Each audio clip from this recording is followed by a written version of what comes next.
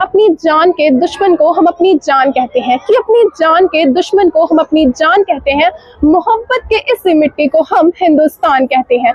जो दुनिया में सुनाई दे उसे कहते हैं खामोशी, जो आंखों में दिखाई दे उसे तूफान कहते हैं। सामने खड़ी इस दीवार में जो छोटी सी सुराख है साहब, सामने खड़ी इस दीवार में जो छोटी सी सुराख है, ये पाकिस्तान, चाइना और अमेरिका की साजिशों का हिस्सा है, मगर इसे तो हम अपने घर का रोशनदान कहते हैं। मोहब्बत के इस मिट्टी को हम हिंदुस्तान कहते हैं। परम सम्माननीय व आदरणीय प्रधानाचार्य, शिक्षक गण, मुख्य अतिथि एवं समस्त मेरे प्यारे मित्रों, आप सभी को मेरा शुभ प्रभात एवं गणतंत्र दिवस की हार्दिक शुभकामनाएं। मेरा नाम अश्मिता मिश्रा है, मैं कक्षा 11वीं की छात्रा हूँ। आज राष्ट्र निर्माण और राष्ट्र प्रेम के उपलक्ष्य में मैं अपने कुछ विचार आप सभी के साथ साझा करना चाहूंगी। इसमें कोई भी त्रुटि हो तो मैं आपकी क्षमा प्रार्थी हूँ। गणतंत्र दिवस, गणतंत्र दिवस के दिन का मतलब है यह दिन हमें हमारे संविधान और उसमें निहित कर्तव्यों और अधिकारों को याद दिलाता है। आजादी, आजादी का असली मतलब वही समझ सकता है जिसने कभी गुलामी की हो, परंतु हम परम सौभाग्यशाली हैं जिसने स्वतंत्र भारत में जन्म लिया। यूं तो 1857 में ही हमारी आजादी की लौ लग चुकी थी, जो कि वर्षाल बनकर 1947 में हमारे भारत को पूर्ण स्वतंत्र रूप से आजाद कराया। प्राचीन भारत, मध्य भारत और वर्तमान भारत के उदाहरणों से मैं यह स्पष्ट करना चाहूंगी कि जब हम फिरंगियों के फेरों में फंस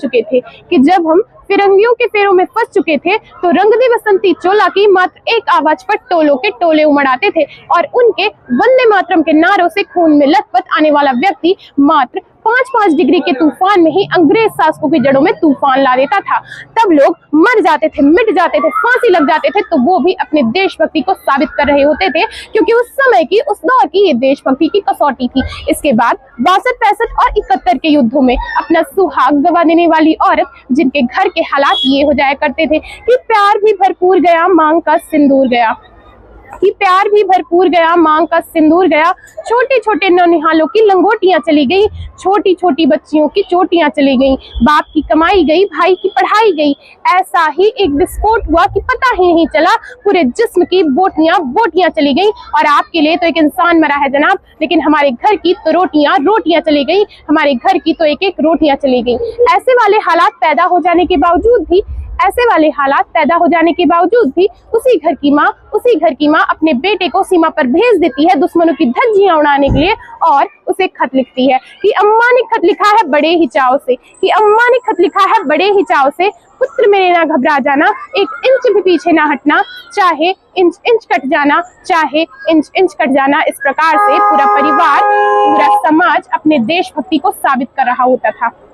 तब देश बलिदान मांगता था, तब देश लड़ जाने को, मिट जाने को, फांसी लग जाने को कहता था। लेकिन आज देश बलिदान नहीं मांगता, आज देश लड़ जाने को, मिट जाने को, फांसी लग जाने को नहीं कहता, बल्कि मेरे विचारों में अगर कोई इंसान अपने किसी भी कार्य को पूरी ईमानदारी, पूरी मेहनत, शिद्दत, लगन से करता है तो वही आज का सच्चा देशभक्त है। मैं नहीं मानती कि व्हाट्सएप, इंस्टा की प्रोफाइल या डीपी को 3 रंगों से रंग देना ही देशभक्ति है। तो कुछ लोग कहेंगे कि 2 दिन हाथ में तिरंगा लहराना देशभक्ति है, तो मैं उनसे पूछना चाहूंगी कि फुटपाथ पर रहने वाला वो छोटा सा बच्चा ट्रैफिक की छांव में नंगे पांव में जब तिरंगा बेच रहा होता है, तो उसकी आप ये देशभक्ति कहेंगे या उसके पेट की भूख की शक्ति कहेंगे जो उसे ऐसा करने के लिए मजबूर करती है? क्योंकि ना वो जानते हैं मस्जिद को, ना वो जानते हैं शिवालयों को, जो पेट के भूखे होते हैं जनाब, कि जो पेट के भूखे होते हैं वो सिर्फ जानते हैं भोजन के निवालों को, अपने राष्ट्र, अपने समाज के लिए समर्पण का भाव है देशभक्ति। और हर उस देशद्रोही के जीवन में आने वाला तूफान है हमारी सच्ची देशभक्ति, ताकि हर देशद्रोही ये समझ सके, अगर तू परिंदा है तो यह आसमान तेरा है, अगर तू परिंदा है तो ये आसमान तेरा है, अगर तू दरिंदा है तो ये शमशान तेरा है। भाईचारे से रहना है तो रह इस देश में, नहीं तो ये कब्र भी तेरी है और कब्रिस्तान भी तेरा है। लेकिन एक देशद्रोही से ज्यादा देशभक्ति तब आहत हो जाती है जब एक बेटा अपने बुजुर्ग माँ बाप को वृद्धाश्रम की चौखट पर छोड़ आता है। करा उठती है वो देशभक्ति जब मुसीबत में फंसे लोगों से ज्यादा आज जरूरी हो जाता है लोग सेल्फीज लेके अपने लाइक और सब्सक्राइब बढ़ाने में लोग लगे रहते हैं। आज के दौर में जिस युवा के ऊपर समाज राष्ट्र की आशाओं को बांधे रखने की जिम्मेदारी थी, वो युवा आज 4x4 इंच की छोटी सी स्क्रीन में अपने कोमल उंगलियों से घर्षण मात्र से अपनी भावनाओं की इमोजी एक दूसरे के पास भेज रहा है। 4 बोतल वोट का काम मेरा रोजगार भारत का भविष्य तबाह करके रखा है। हम ना ऐसे समाज में जीते हैं जहां लड़कों से बात करता देख जो भाई हड़काते हैं, कि जहां लड़कों से बात करता देख जो भाई हड़काते हैं वही भाई होते हैं। अपने गर्लफ्रेंड के किस्से अपने दोस्तों के सामने हंस हंस के सुनाते हैं। हम ना ऐसे समाज में जीते हैं जहां पत्थर की मूर्तियों को लगते हैं 56 भोग, नंगे भूखे तड़पते सो जाते हैं लोग। देखिए, मजदूर को मजदूर समझिए मजबूर नहीं, कि मजदूर को मजदूर ही समझिए मजबूर नहीं, और गरीब को काम दीजिए दान नहीं। और दान देने के इतने इच्छुक हैं आप तो जीते जी रक्तदान दीजिए और मरते वक्त अंगदान देकर किसी मरते हुए को जीवन दान दीजिए। यही सच्ची देशभक्ति और यही सच्चा राष्ट्र प्रेम है। हमारे समाज में एक वैचारिक बीमारी भी है। कहा जाता है दुनिया के हम सबसे बड़े लोकतंत्र हैं, जहां हिंदू पैदा होते हैं, मुस्लिम पैदा होते हैं, सिख और ईसाई भी पैदा होते हैं। लेकिन बदकिस्मती है कि अब इंसान पैदा नहीं होते, बल्कि मेरे विचारों में न हिंदू की जरूरत है न मुसलमान की जरूरत है, न हिंदू की जरूरत है न मुसलमान की जरूरत है। राष्ट्र निर्माण के लिए केवल अच्छे इंसान की जरूरत है।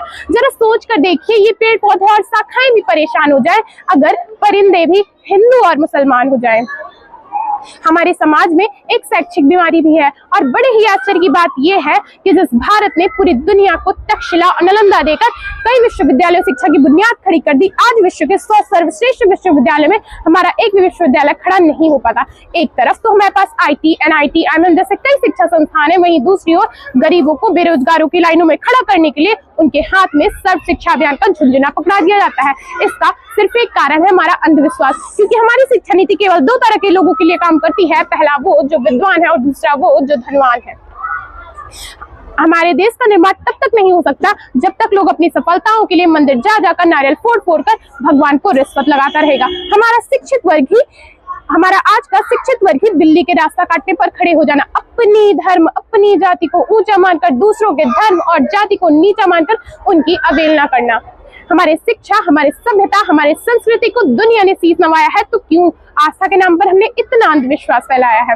हमारे राष्ट्र का निर्माण तब संभव हो सकता है जब इस देश में महिलाओं की पूजा नहीं उनकी इज्जत की जाएगी। हमारे देश का निर्माण तब संभव हो सकता है जब स्वस्थ भारत में केवल सरकार ही नहीं, सड़क पर चलने वाला हर एक नागरिक उसमें हाथ बटाएगा, स्वच्छ अभियान स्वस्थ भारत को दिल से अपनाएगा। हमारा राष्ट्र निर्माण तब संभव हो सकता है जब इस देश में किसी गरीब का बच्चा भोजन की आस में नहीं बल्कि ज्ञानार्जन की आस में किसी सरकारी स्कूल में कदम रखेगा। और हमारा राष्ट्र निर्माण तब संभव हो सकता है जब हम आप सब मिल के प्रयास करेंगे, क्योंकि हमारे देश की जिम्मेदारी नहीं है हमें आगे ले जाने की, हमारी पूरी जिम्मेदारी हमारे देश को आगे ले जाने की, हमारे राष्ट्र को आगे ले जाने की, हमारे वतन को आगे ले जाने की।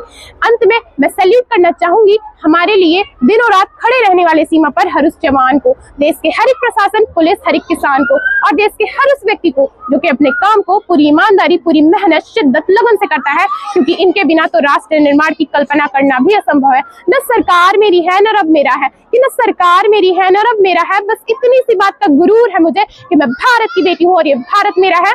अपनी वाणी को विराम देते हुए अंत में बस मैं इतना ही कहना चाहूंगी कि हमारा हिंदुस्तान महान था, महान है और महान रहेगा, कि हमारा हिंदुस्तान महान है, महान था और महान रहेगा। जब होगा हौसला सबके दिलों में बुलंद तो एक दिन पाकिस्तान भी हमें जय हिंद कहेगा, और पाकिस्तान ही क्यों सारा जहान हमें जय हिंद कहेगा, क्योंकि वो क्या है ना, सारे जहां से अच्छा हिंदुस्तान हमारा, हम बुलबुले इसकी ये गुलसिता हमारा, सारे जहां से अच्छा हिंदुस्तान हमारा।